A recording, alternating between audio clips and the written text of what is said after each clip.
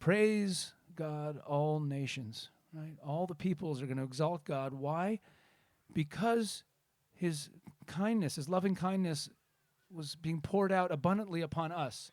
Yeah, history is full of non-Jewish peoples thanking God for being so nice to the Jews.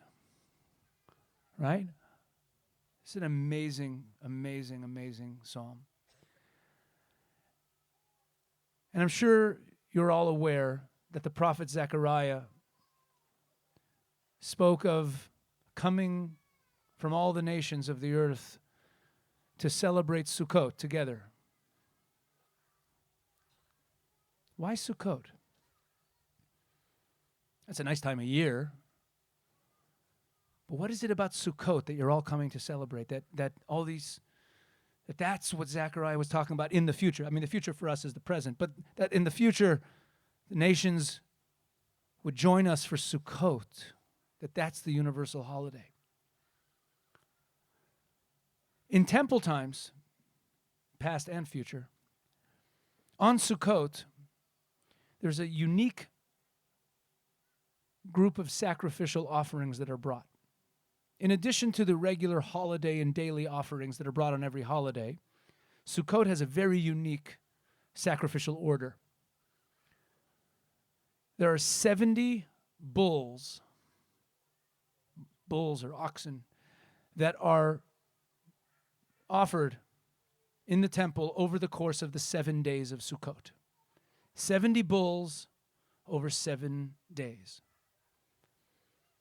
And our tradition, undisputed tradition, this is the tradition, is that the 70 bulls represent the 70 nations of the world because of the prophecy of Zechariah. The nations will come to celebrate together. But here's what's strange. 70 bulls, 7 days. How many bulls each day? But it's not 10 a day. The first day, we bring 13. The second day, we bring 12. The third day, we bring 11. The fourth day, we bring 10, then 9, then 8, then 7, adding up to a total of 70. Why make things difficult? Oh, Lord, 70 bulls, 7 days. This is not complicated. And yet this is how we bring them. The 70 bulls, representing the offerings on behalf of the 70 nations of the world, are to be brought in descending numerical order.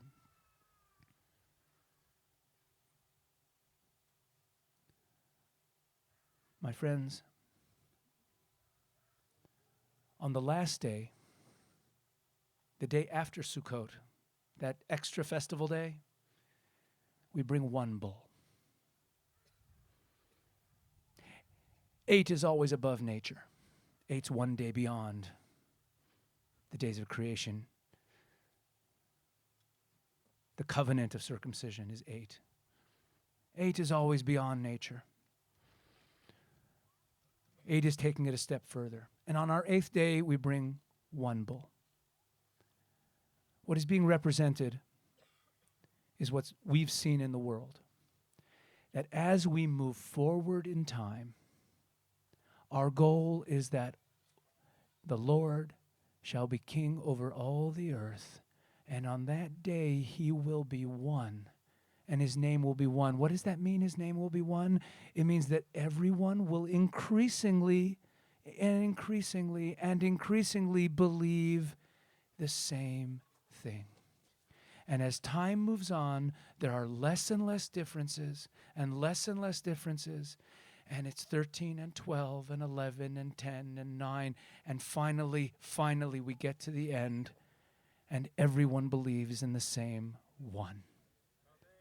So as we celebrate together on Sukkot, as the nations come to join us, to celebrate together, whereas Passover is about an event of the past, the Exodus, Sukkot is about how things are supposed to play out in the future.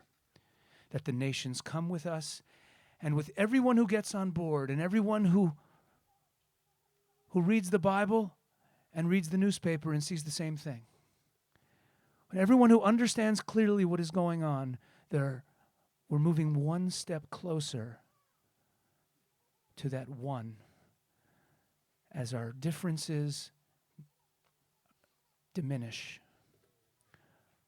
The differences and the gaps between us are melting away. And we're all getting close to being together, as Zephaniah said, to serve God shoulder to shoulder. So that's what we're celebrating on Sukkot. We're celebrating the coming together, that number coming down to one, and us all serving God together shoulder to shoulder.